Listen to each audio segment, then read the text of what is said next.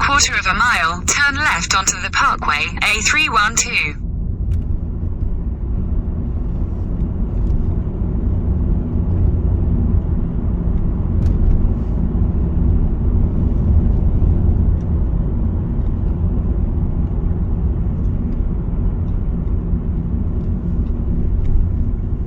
Turn left onto the Parkway, A312.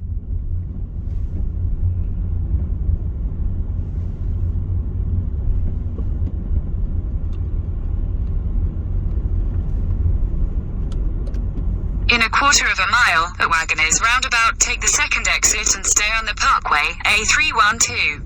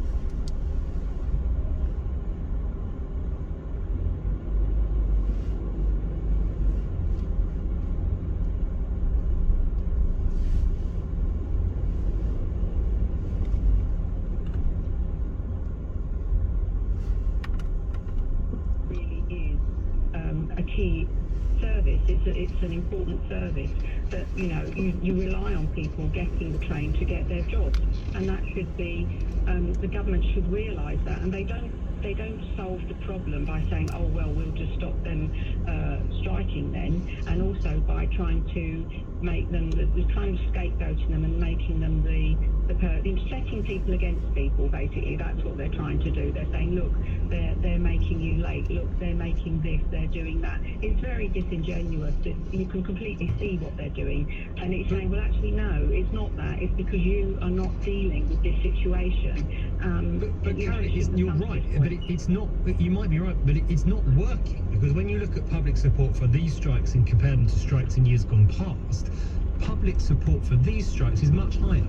People are actually, if you look at the polls, on the side of the rail workers at this point in time. But the question I put to Mick Lynch, and he accepted this as a worry, and I want to ask you, do you think if this goes on and on and on, then the goodwill that those workers have got with the rest of the public now will quite quickly evaporate, that they'll get to a point where people say, right, enough is enough, this is getting silly now? Well, I'm sure that's what the government might be banking on, and then they'll then be able to, bring in the police or bring in the army or exit the roundabout onto the Parkway. But I think Continue on the Parkway for 1 mile. today it's the rail workers, tomorrow it's the doctors or the nurses, and again it will be, oh, you'll let people, die on the ward because you want to work for a living wage. They have no argument. Basically, the buck stops with the government. They should have set up a system. When was the last time that they gave themselves a wage rise, the government? And how much did they give themselves? It wasn't that long ago, and it was quite a large amount, and they always do the same. And so I think MPs, if you're talking about MPs, Carol, to be fair, their pay is set independently, but you are right to point out that I think they have had a pay rise pretty much every year for the last at least 5 years from my memory. There might have been 1 year where they didn't, but their pay has gone up and up and up. And what you have in contrast is other public sector workers whose pay has fallen. I've spoken to teachers on LBC who said since 2010 my pay has gone down 25%. And I was looking at some figures earlier that shows that on average public sector workers since the financial crash in 2009, on average their pay has gone down in real terms by more than 4%, and that's 13% pay cut in real terms for people like police officers and prison officers, 11% for primary school teachers. So to an extent these strikes have been a long time coming, but I still wonder, even if you sympathise with the cause, even if you think they're absolutely right to be up in arms, absolutely right to be furious, how much can we defend the disruption and the economic damage that is going to be caused if these strikes go on and on and on? 0345 6060 973. Also wonder what you make of the Tory leadership candidates threatening to effectively make these kind of walkouts illegal. More on your calls on this coming up in just a moment. Also going to get the latest as the EU agrees to ration gas this winter in a move that is designed to harm Vladimir Putin and the Kremlin. Get more on that in a moment. First though, let's get some news headlines, shall we? 6:31 the time. Amelia Cox. Water companies and the Environment Agency are bringing in early-stage drought plans in parts of England. It means customers will be asked to reduce unnecessary use of water, but stop short of restricting essential use. Members of the RMT union on the London Underground will walk out next month over jobs and pensions. They'll strike on the 19th of August. And a retired British geologist will be released from prison in Iraq after his conviction for attempted artefact smuggling was quashed. 66-year-old Jim Fritton was jailed for 15 years after collecting 12 stones and shards of broken pottery during... In 200 yards, at Cranford Parkway interchange, take the second exit onto the M4 slip road to Heathrow Airport, M25. LBC.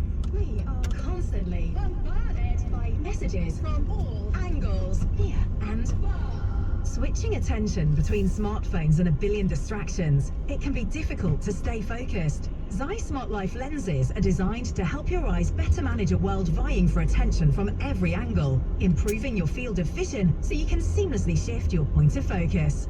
In a digital world, isn't it time you saw the bigger picture?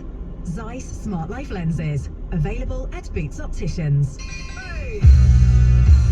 Need waste clearance round your way. Want to compare the price you pay? Want waste clearance you can trust? Fully licensed, that's a must. We're the place you need to go. We've the names you need to know. Local carriers, big and small. We're the place to compare them all. Why recycle? Why recycle? Why recycle? Why recycle? Why recycle? Exit the roundabout onto the slip road. In a quarter of a mile, merge onto M4. Ben Kentish, tweet at LBC. 6:33 the time. We're talking about strikes. Whose side are you on? Is the government too slow in resolving these issues? Do the unions need to get a grip and stop walking out every few weeks, given the damage that has been done? Tom on Twitter says, I don't know what Ben Kentish and the rest of the media don't get. Grant Shapps hasn't got involved because he wants this chaos to turn the public against the unions. Are you all that stupid? It's the plan. Is it the plan? Is that why Grant Shapps is staying out of this? That he wants the public to blame the unions and not him? Not so sure, but perhaps you think that's the case. 0345 6060 973. Hi Ben, says P. Just P this text. Hi Ben, I support workers' strike actions. Do government ministers have any intention of stopping Boris Johnson ennobling many more people to swell the House of Lords and be paid £320 each tax-free? Well, that is a slightly separate issue. I think it's a little bit dodgy to be packing the House of Lords with so many people.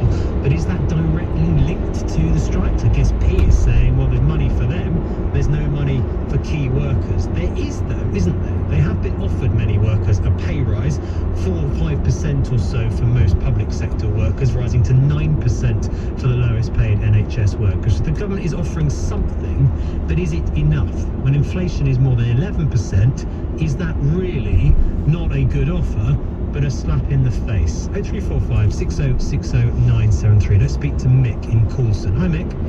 Hi Ben. I just agree with your last caller about, I think the government they've become like a blame culture, and they're just blaming everybody else except themselves. They don't listen to what's going on in the world. Any other company that ran a business like this over the last few years, they should be sacked. I think it's really bad that they've done this to any worker, nurses, police. I think we should all sort of back these strikes, and as for them saying that they're going to try and block these in the future, I think it's ridiculous. What would you say to Liz Truss and Rishi Sunak, Mick, who say, look, you want us to stop these strikes, you don't want these strikes to go ahead, fine. We're not going to solve the dispute, we're not going to wade into these rows, we're simply going to tell the workers it's illegal to strike in this way. What would you say to that? I I would actually call for the workers just to disregard what they say, and they're going to lose their wages anyway by doing it. I think we need to make a bigger stand as being British. We've given up that spirit, and we let the government just have too much power over us these days.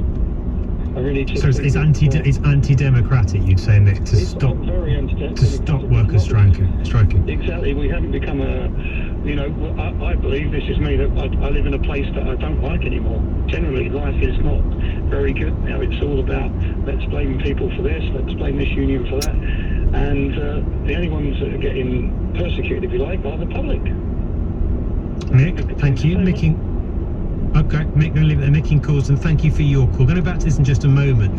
First, I want to get an update on a pretty significant bit of news today. The EU has agreed a plan to ration gas use over supplies that Russia could effectively cut off its supply to Europe. Joining me now, Suzanne Lynch, author of Politico's Brussels. In a quarter of a mile, keep right to stay on M4. You would a little bit more about the deal that's been struck today. Yes, today saw EU energy ministers from across the European Union meet in Brussels for a special emergency meeting on energy. Last week, the European Commission unveiled a new plan which suggests Keep right to stay on M4. their gas usage by 15%. But controversially, they said that these cuts could be mandatory. And almost immediately, there was a bit of a... Continue on M4 for 2 miles. And what we saw over the last few days was lots of backroom negotiations by these different countries trying to get some kind of compromise.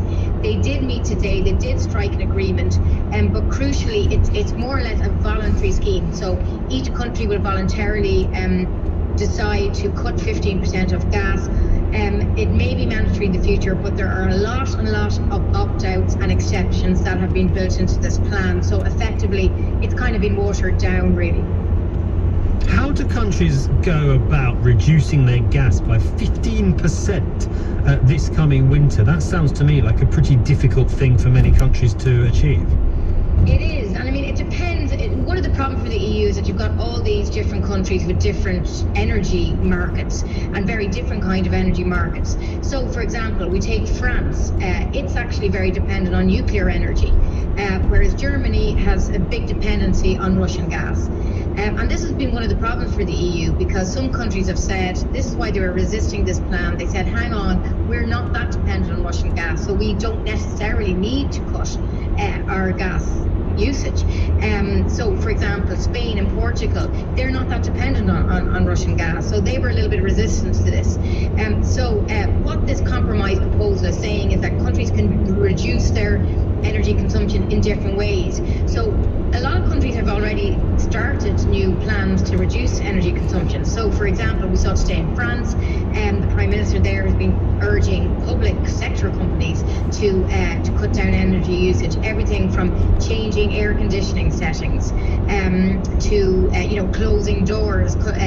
Businesses and shops that are using air conditioning are being encouraged to shut those doors to keep that cool air in. So in a quarter of a mile, keep right to stay on M4. The big problem will be, how are you going to monitor this, and are countries going to comply? Today there was lots of talk of unity, about having one united voice against Russia, if you like, against Russian threats to cut energy more. But the proof will be in the pudding, and this plan is... Keep right to stay on M4. They do reserve the right to make it mandatory if there was a major incident where Russia was to cut off all gas, for example. Just on that, Suzanne. Sorry to jump in. Are the reductions that we're seeing in supply of Russian gas, is there any good reason for this, or is it effectively an attempt by the Kremlin to punish Europe? I think it's an attempt by the Kremlin to punish Europe. And what's happened is Nord Stream 1, which is the main pipeline that connects Russia with Germany, and that has been undergoing maintenance for about 10 days or so earlier this month. Now, this is routine. This tends to happen at this time of the year when there's not a huge demand of gas. And what's happened is one of the turbines had to get fixed, essentially. There was a maintenance upgrade. But the fears were that once it was ready for action again, that Russia would effectively not restart it. Now, what's happened is it has restarted it, but from yesterday it has reduced the flow of gas going through the pipeline to 20% of capacity, so much lower than it's usually running at. So look, this is, people here are calling it energy blackmail. This is Russia flexing its muscles, saying, look, we can cut off this gas if we want to. As I say, it hasn't completely cut it off, but it's reminding people that it has the power to do so. It's saying it's down to these technical things around turbines. The German government have rejected this, said that's not the case. So there's a real nervousness here that as we move into the winter months, Russia could move further and cut off that gas completely. Worrying. Suzanne, thank you. Good to speak to you. Suzanne Lynch, author of Politico's Brussels Playbook, bringing us up to date. I suspect we'll be hearing more on that. For now, though, let's get back to your calls on the strikes we're going to see this week and indeed through the summer. Let's speak to Jenny in Welwyn Garden City. How are you, Jenny? I'm fine, thanks. Hi, Ben. What do you think, Jenny? Whose side are you on all of this? 100% on the side of the strikers. 100%. The government at the moment, they're actually opposing the people they're supposed to serve. They are literally enemies of the people. I completely support the strikers. There are always these emotive arguments you hear about the inconvenience that it's causing to ordinary people. But the idea that people are banned from striking is ridiculous. In 2 miles, at junction 6, take the A355 exit to Slough Central. People have a right to organise and withdraw their labour. The government has tried to erode people's rights already. Things like voter ID, which is going to disenfranchise people, bringing in punitive legislation that stops people from organising and demonstrating. That's our right to free speech. And I just think that people who work in essential public services, key workers, and I'm one myself, we got the country through the pandemic. I'm fed up with hearing this Boris did his best narrative and how he did a great job. Everybody knows that the death rates here were higher than they were in a lot of other European countries. And now we're being told, well, the pandemic has cost us an awful lot of money, and it's public sector workers, the people who put their lives at risk, the people who carried on serving the population during the pandemic, who are expected to pay for it. And I just think it's wrong. I think we need a general strike, and I think there will be wider strike action. I was listening to What do you do, Jenny, if you don't mind me asking? What do you do for a living? I'm a doctor. And if there was a ballot, they may have been already, correct me if I'm wrong, but if there is a ballot, will you vote? You'll vote to strike? Yes, I will, and I think that most of my colleagues will too. What would the consequences be what would the consequences be for patients if doctors went on strike? People would die. Well, I suppose it depends on the form that strike action takes. We had a strike for the junior doctors a few years ago, and everything was done to try and mitigate against harm to patients. But the fact is... In a quarter of a mile, at junction 6, take the A355 exit to Slough Central. You see this week, people are dying waiting for ambulances. The whole system, which has been running on fumes for a long time, has finally sort of reached almost a point of no return. This was not even mentioned in that ludicrous childish debate between Rishi Sunak and Liz Truss the other night. The NHS wasn't... Exit at junction 6. But I think most people think that the NHS is one of the key issues for them, because without health you have nothing. Even if we end up with a system where at the moment... In a quarter of a mile, at the roundabout, take the 3rd exit onto Tuns Lane A355. 14 weeks wait for an MRI on the NHS is going to a private surgeon, and it's going to cost a 5-figure sum. And we've got that happening more and more and more. But the fact is, even if you're in a private hospital, having a procedure there, or having a baby in a private hospital, if there's an emergency, you're being blue lighted to an NHS hospital. So it is a service that we all need, and I think people care about it. But Liz Truss and Rishi Sunak have got absolutely no ideas. They don't want to address the elephant in the room. The NHS has really suffered because of Brexit. Should they be talking more about that and less about outlawing union workers going on strike, in your view, Jenny? I sense I know the answer. Well, of course, and this is all about ridiculous posturing. Both of them are invoking Margaret Thatcher because they are trying to appeal to Tory party members who are predominantly elderly and think of Margaret Thatcher as some kind of heroine. Liz Truss just wants to cosplay her, and she actually wants to take on the unions because she doesn't seem to have any personality or values of her own. She went from being a Liberal Democrat to being an arch Remainer. We're going to talk about the two candidates, Jenny. Exit the roundabout onto Tuns Lane. No, but I think you've made a pretty powerful case there for why you think doctors like you are on the verge of going on strike for the first time in many years. Jenny, In a quarter of a mile, slight left towards Sippenham Lane. the time now, 7:15. LBC. You love Zoom for video meetings? Now, choose Zoom to power your phone communications too. Zoom Phone works seamlessly within the Zoom app as your business phone system. Zoom Phone's secure HD audio and enterprise-grade reliability keep you connected to your teams and your customers. And it's easy to use on mobile, desktop, or desk phone. Empower your workforce with Zoom Phone. Zoom. How the world... Slight left towards Sippenham Lane. In a pickle, we keep things simple, so you can get a quicker quote at our best price, which is why you won't find us on price comparison sites. Go to petsinnapickle.co.uk. As the markets become even more unpredictable, join me, David Buick, for the Money Podcast. Myself and Michael Wilson will be... Continue for 1.5 miles. Tell the business stories you need to be across. The Money Podcast will be the place to find out. Listen now on Global Player. Download it from the App Store or go to globalplayer.com. This is LBC with Ben Kentish. Just before we get back to your calls on the strikes, I want to play a little more of what Liz Truss has been saying on this today. She outlined her plans to make it much, much harder for union workers, in this case rail workers, to walk out. Here she is. I would legislate to make sure there are essential services on our railway. It is completely wrong that the travelling public are being held ransom by militant unions. We can't allow that to happen. We need to make sure our essential services run. As I've said, I'm on the side of people who work hard, who go into work, who want to run their businesses. We can't see them hampered by the activities of these militant unions. So the people who work hard as well, they work on the railways for the train companies. Well, those people are well rewarded for the work they do. And what is wrong is to try and hold the travelling public to ransom. I will take a tough line on trade union action that is not helping people get on in life. Yeah. Is that what you want to see from the next Prime Minister, a tough line on union action? Or should the government instead be focusing on trying to resolve the disputes with the trade unions, working with them, not against them? Polly says, hi Ben, I work in the NHS. Junior doctors have been offered a 2% pay rise, but they've had a nearly 30% real-term pay cut over the last 12 years. They've faced terrible work conditions and trauma during the pandemic and earned just over the minimum wage. I support these strikes, Polly says. The government is blackmailing public sector workers and siphoning off money as they back more chaos to distract. And when you hear those sorts of figures being given like people like Polly, how can you not have sympathy with, in this case, the junior docs? How can you not think that they've got a strong, I would say almost a watertight case for a decent, finally a decent pay rise?